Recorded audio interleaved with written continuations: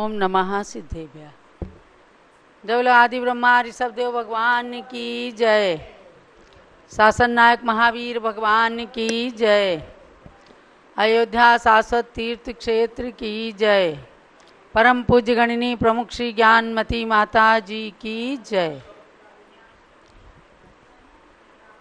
सरस्वती नमस्तुभ्यं वरदे कामरूपिणी विद्यारंभं करिष्यामि सिद्धिर्भवतु मे सदा। चलो द्वादशांगमयी जिनवाणी माता की जय। जिनवाणी माता सरस्वती माता का वरदान लेकर सरस्वती की प्रतिमूर्ति पूज्य गणनी प्रमुख श्री ज्ञानमती माता जी के छत्र छाया में स्वाध्याय प्रारंभ करती हूँ। 6 ढाला का स्वाध्याय चल रहा है। तीसरी ढाल में आप सब सम्यक दर्शन का, जीव तत्व का वर्णन सुन रहे हैं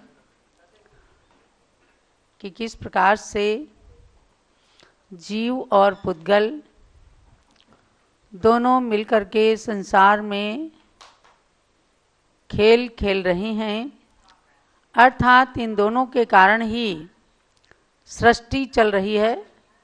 आवाज बंद करो।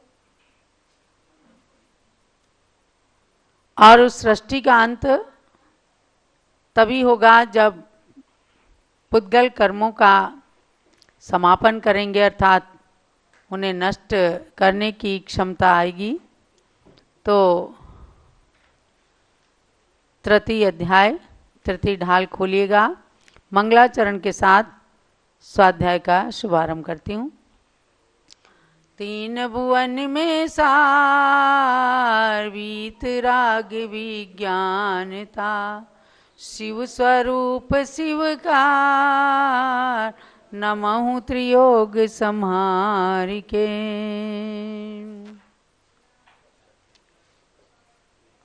जीव और पुद्गल के संपर्क में रहते रहते इस जीव को अनादिकाल व्यतीत हो रहा है।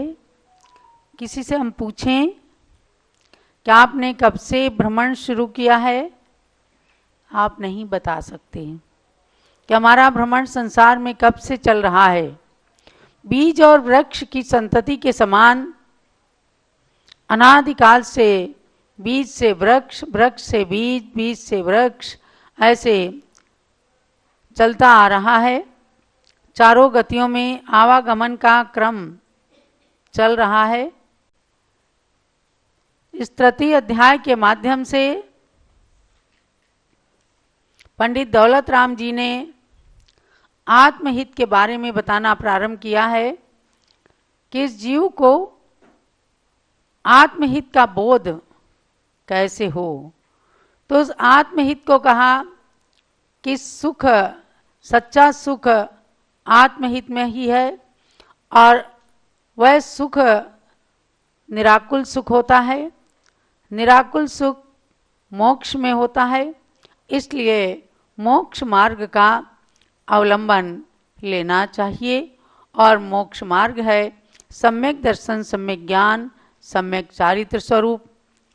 इस प्रकार से जीव के सर्वप्रथम भेद बताए, बहिरात्मा, अंतरात्मा और परमात्मा। बहिरात्मा जीव जो भगवान जिनेंद्र की वाणी पर उल्टा श्रद्धान करता है, विश्वास नहीं करता, शरीर और आत्मा को एक समझ करके शरीर के सुख में सुखी, शरीर के दुख में दुखी होकर अपना समय बिता रहा है, वह बहिरात्मा हुआ। अंतरात्मा जो आत्मा और शरीर को भिन्न भिन्न समझते हैं, ऐसे उस अंतरात्मा के भी 3 भेद बताए। उत्तम अंतरात्मा, मध्यम अंतरात्मा और जघन्य अंतरात्मा। तो उत्तम अंतरात्मा जो श्रेणी में स्थित होकर महामुनिराज निर्विकल्प ध्यान में स्थित होते हैं उन्हें उत्तम अंतरात्मा कहते हैं। अंतरात्मा का मतलब है अंतर आत्मा में निमग्न रहने वाले। और मध्यम अंतरात्मा में लिया देशव्रती माने व्रती प्रतिमाधारी, 11 प्रतिमा तक क्षुल्लक ऐलक क्षुल्लिका, पंचम गुणस्थान के चरमोत्कर्ष हिस्से का स्पर्श करने वाली आरिकाएं, इन सबको, और छठे सातवें गुणस्थानवर्ती सामान्य मुनियों को मध्यम अंतरात्मा कहा है। जघन्य अंतरात्मा आप जैसे मोक्ष मार्ग में लगे अविरत सम्यक दृष्टि यानी सम्यक दर्शन है लेकिन अभी व्रत नहीं लिए हैं, जिनने ऐसे लोगों को भी छोड़ा नहीं है, बल्कि उन्हें जघन्य अंतरात्मा कहा, क्योंकि सम्यक दर्शन के साथ समझो मोक्ष महल की प्रथम सीढ़ी पर सवार हो गए हैं, प्रथम सीढ़ी चढ़ना शुरू कर दिया, चढ़ गए हैं, आगे वे और सीढ़ियों पर चढ़ने के लिए कदम बढ़ा रहे हैं, इसलिए उनको जघन्य अंतरात्मा कहा है। त्रस्त जीवों की हिंसा का वे पूरा त्याग कर देते हैं और बिना प्रयोजन के स्थावर जीवों की भी हिंसा नहीं करते। अब उसके बाद में आया परमात्मा किसे कहते हैं, तो परमात्मा की भी बात कल आपने जाना था। परमात्मा के दो भेद हैं, सकल परमात्मा और निकल परमात्मा। सकल, सकल माने सहित, कल माने शरीर, शरीर सहित परमात्मा अरिहंत परमात्मा होते हैं, जो समोसरण में विराजमान होते हैं, परमोदारिक शरीर से युक्त होते हैं, जिनकी समोसरण की दिव्य सभा लगती है और अपनी आयु बीतने तक वे भव्य जीवों को दिव्य ध्वनि का पान कराते हैं। ऐसे अरिहंत परमात्मा को सकल परमात्मा कहा। चाहे वो तीर्थंकर भगवान बन करके अरिहंत अवस्था प्राप्त करें या सामान्य केवली बन करके अरिहंत अवस्था में रहें, इन सबको सकल परमात्मा कहा है। और अब निकल परमात्मा, तो सकल परमात्मा भी उनके साथ एक विशेषण लगाया, लोकालोक निहारी। लोक और अलोक को निहारने वाले माने अपने केवल ज्ञान और केवल दर्शन से लोक और अलोक की समस्त त्रैकालिक वस्तुओं को जानने वाले हैं, ये उनका विशेषण है। अभी केवल शरीर है इसलिए उन्हें सकल कह दिया। ज्ञान की अपेक्षा उनमें और निकल परमात्मा में कोई भी अंतर नहीं है, वे अशरीरी बन जाते हैं। अब देखो बाहुबली भगवान 1 साल तक ध्यान में लीन रहे, उनके सारी रिद्धियां प्रकट हो गई थी, शरीर पर बेल चढ़ गई, सर्पों ने वामी बना ली, सांप बिच्छू सब आ करके उनके शरीर पर क्रीड़ा करते थे, लेकिन बाहुबली एकदम अचल। तो वो उस अवस्था में श्रेणी में निर्विकल्प ध्यान में स्थित थे, तो तब तक वे उत्कृष्ट अंतरात्मा के रूप में थे। इस बात को समझना कि जब तक उनको रिद्धियां हुई, ध्यान में स्थित थे, तब तक वे उत्कृष्ट अंतरात्मा थे। और चक्रवर्ती सम्राट भरत का आना बाहुबली को छपक श्रेणी पर चढ़कर घातिया कर्मों का नाश करना एकदम ऐसा योग बन जाता है। और भरत ने आकर उनकी पूजा की, बाहुबली का सारा विकल्प निकल गया, जिसे लोग शल्य के रूप में मान लेते हैं कि बाहुबली को शल्य थी। शल्य नहीं, विकल्प था। शल्य होती तो उनको रिद्धियां नहीं हो सकती थी, क्योंकि शल्य 3 होती हैं, माया, मिथ्या और निदान। ना उनके अंदर मायाचारी थी, ना मिथ्यात्व था, और ना उन्होंने कोई निदान किया था कि अगले भाव में मुझे ऐसा कुछ पद मिल जाए।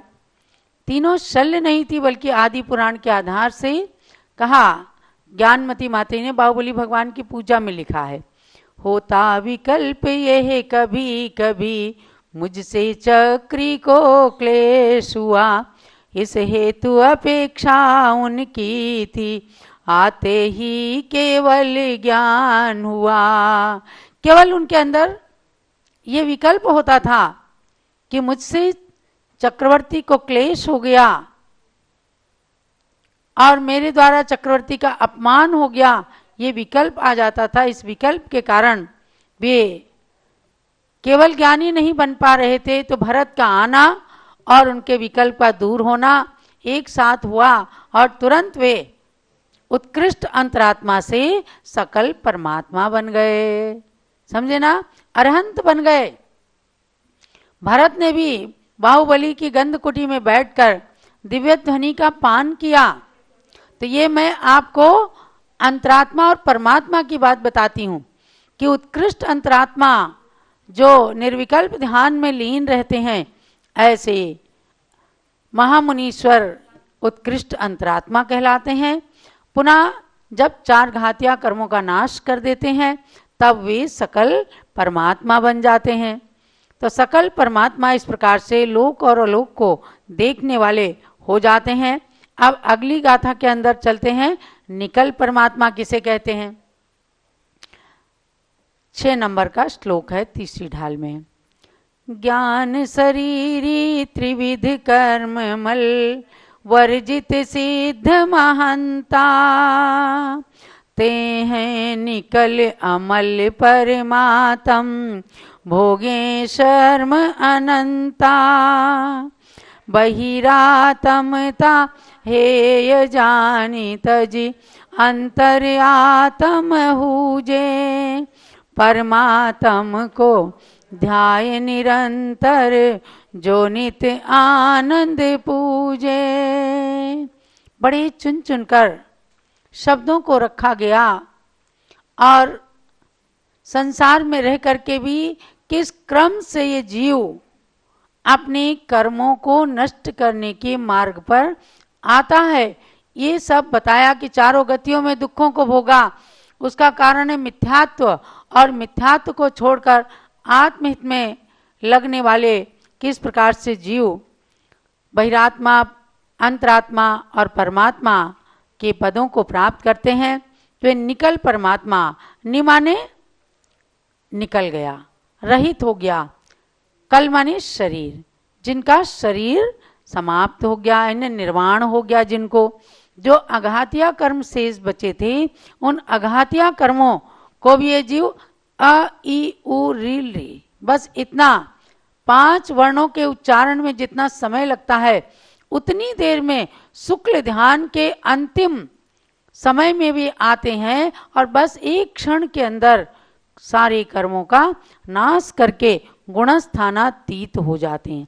यानी 14वें गुण स्थान का काल बहुत छोटा है और उतने काल में 14वें गुण स्थान में रह करके सकल परमात्मा जो हैं कर्मों का नाश करके निकल परमात्मा अर्थात सिद्ध परमात्मा बन जाते हैं।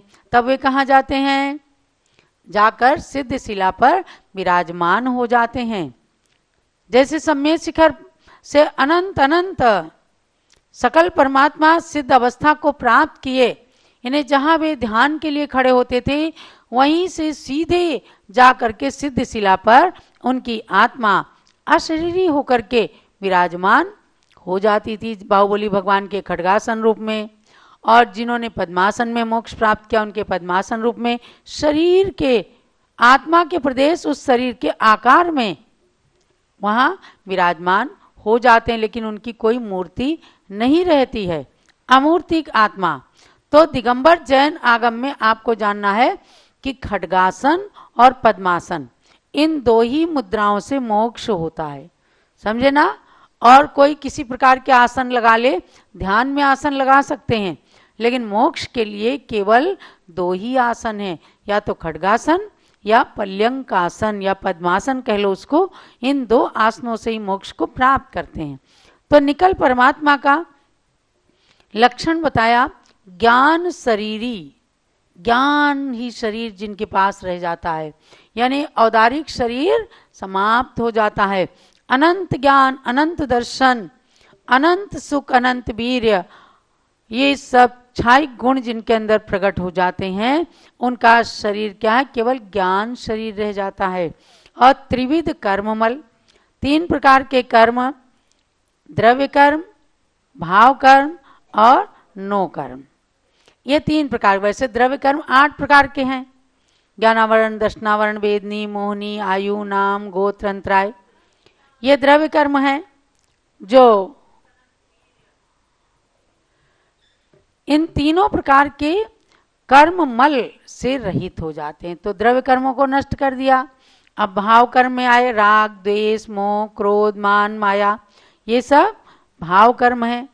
और नो कर्म क्या है, औदारिक, वैक्रियक, आहारक, ये 3 शरीर हैं और 6 पर्याप्तियां हैं, आहार, शरीर, इंद्रिय, श्वासोच्छ्वास, भाषा और मन, ऐसे 6 और 3 9, ये 9 कर्म कहलाते हैं। तो सब के सब द्रव्य कर्म, भाव कर्म, नो कर्म सब शुक्ल ध्यान की अग्नि में नष्ट हो जाते हैं, जल जाते हैं। तब वहां केवल एक शुद्ध आत्मा ज्ञान शरीर बन करके रहता है। उनको कहते हैं सिद्ध महंता। वे सबसे महान पद को प्राप्त करने वाले निकल परमात्मा, सिद्ध परमात्मा हो जाते हैं। आत्मा उनकी हल्की हो गई, गुणों से भी भारी हो गए, महान हो गए। महंत शब्द क्यों, कैसे बना? महंत शब्द है जिनके अंदर महान गुण हो, महान गुणों से समन्वित हमारे भगवान सबसे बड़े महंत हैं, समझे? आजकल महंत दूसरी तरह के बनते हैं, लेकिन भगवान जो है सबसे बड़े महान गुणों से युक्त महंत हैं। इसलिए कहा सिद्ध महंता। सिद्ध भगवान महान बन करके सिद्ध शिला पर विराजमान हो गए। ते हैं निकल अमल परमात्मा, परमात्म भोगे शर्म अनंता। वे निकल परमात्मा हैं, अमल उनके साथ लगा है, मल रहित हो गए, क्योंकि तीनों कर्म मल उनके पास से खत्म हो गए। और वे परमात्मा इस शब्द से जाने जाने लगे, इस संज्ञा से सुशोभित हो गए और भोगे शर्म अनंता, यानी अनंत काल तक वे अब सुख को भोगने के लिए सिद्ध शिला पर विराजमान हो गए। इसलिए अब कह रहे हैं दौलत राम पंडित जी कि हमने बहिरात्म का, अंतरात्मा की बात बता दी और परमात्मा की बात बता दी। तो अब हे भव्यात्माओं, बहिरात्मता हे जानितज अंतर आत्म हुजे। अब तुम्हें करना क्या है? भाई हमने बता दिया, अब उसका तथ्य क्या है? बहिरात्म पने को छोड़ो, माने मिथ्या बुद्धि जो शरीर के अंदर बैठी हुई आत्मा के अंदर शरीर के सुख में सुख, शरीर के दुख में दुख होता है, इस बहिरात्म अवस्था को छोड़ दो। मेरे साथ क्या हो रहा है, मैं किसी के साथ क्या कर रहा हूं, कर्ता बुद्धि को, कर्म बुद्धि को छोड़ दो। माने कि इन चीजों को पढ़ने के बाद थोड़ा धैर्य आता है कि देखो कहीं हम बहिरात्मा तो नहीं है, कहीं हमने कुछ ऐसी वैसी धारणाएं बना करके अपनी मिथ्या बुद्धि तो नहीं बना रखी है।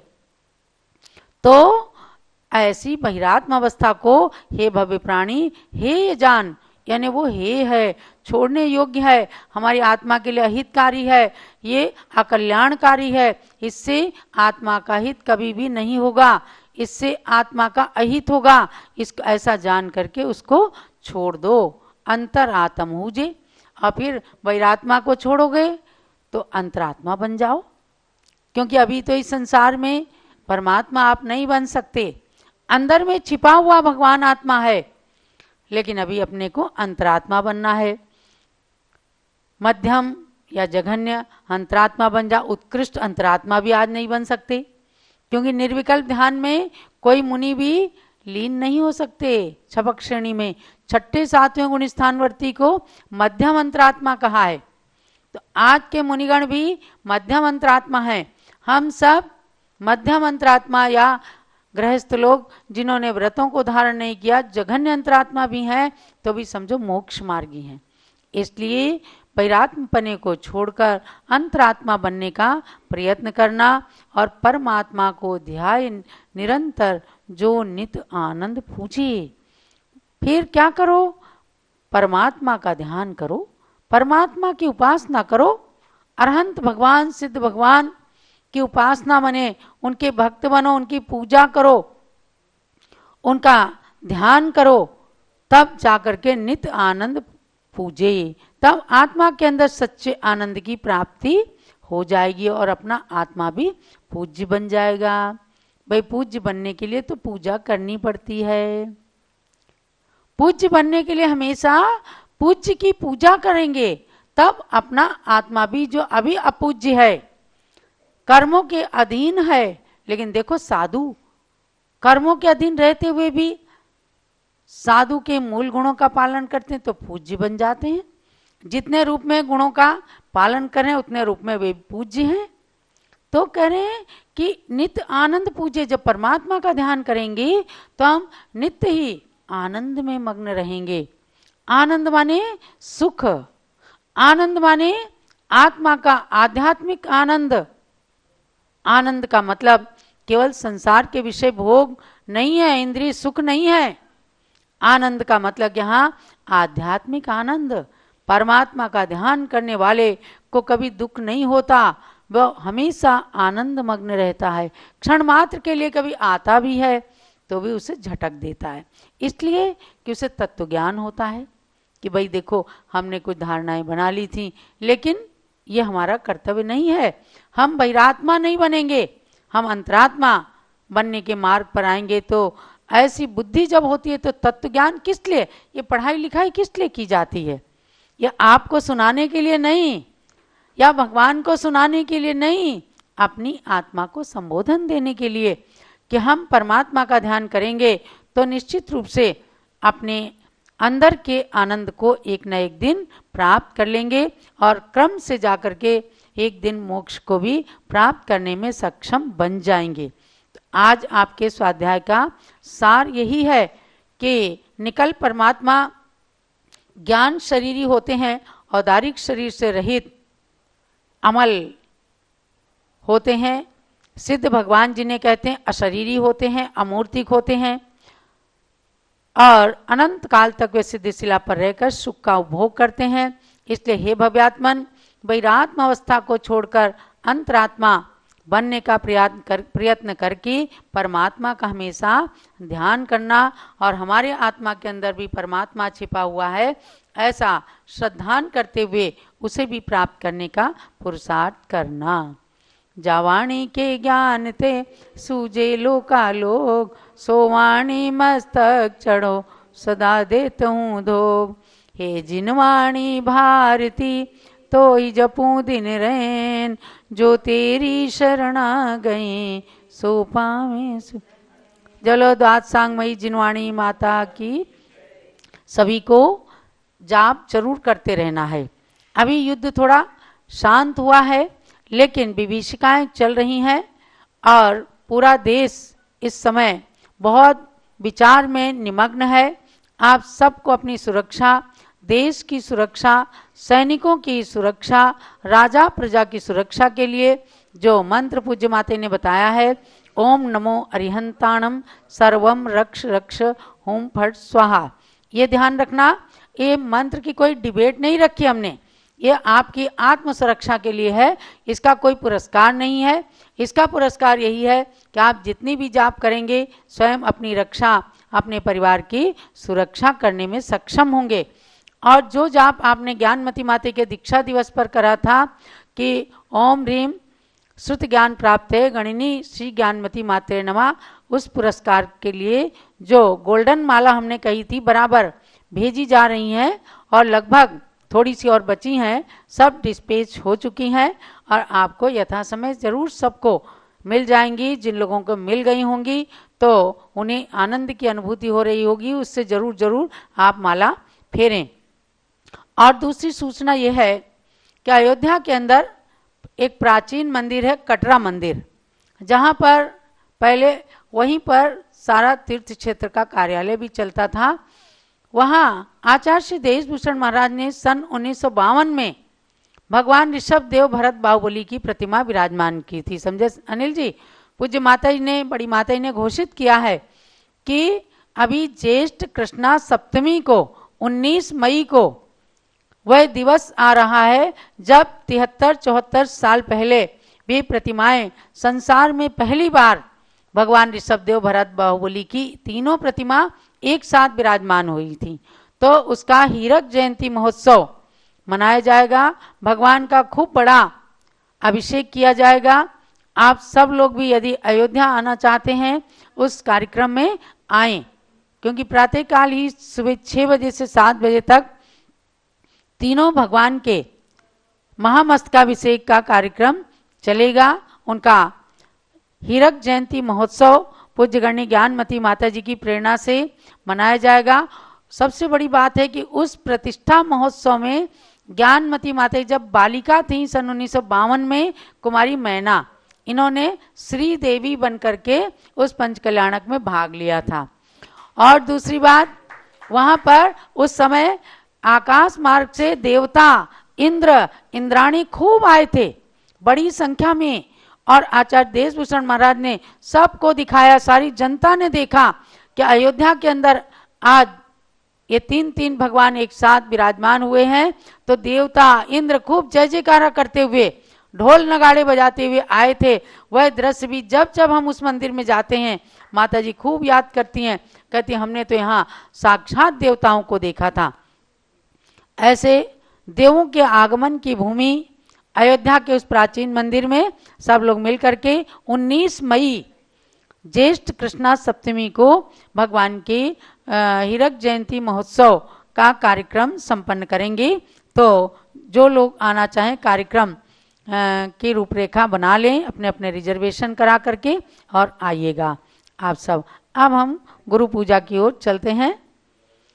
ओम ह्रीं चारित्र चक्रवर्ती 20वीं सदी के प्रथमाचार्य श्री शांति सागर महामुनीन्द्राय अर्घ्यम निर्पामीति। ओम ह्रीं प्रथम पट्टाचार्य श्री वीर सागर महामुनीन्द्राय अर्घ्यम निर्पामीति।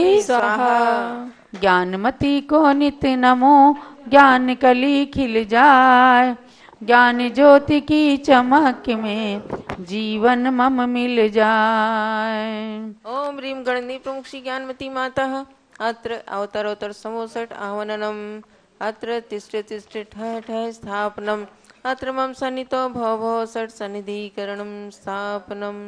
क्षीरो दधि जल लाय के करूं चरण त्रेधार, ज्ञानमती गणनी प्रमुख करो मुझे भव पार। ओम ह्रीं गणनी प्रमुख श्री ज्ञानमती मात्रे जलम निरूपामिति।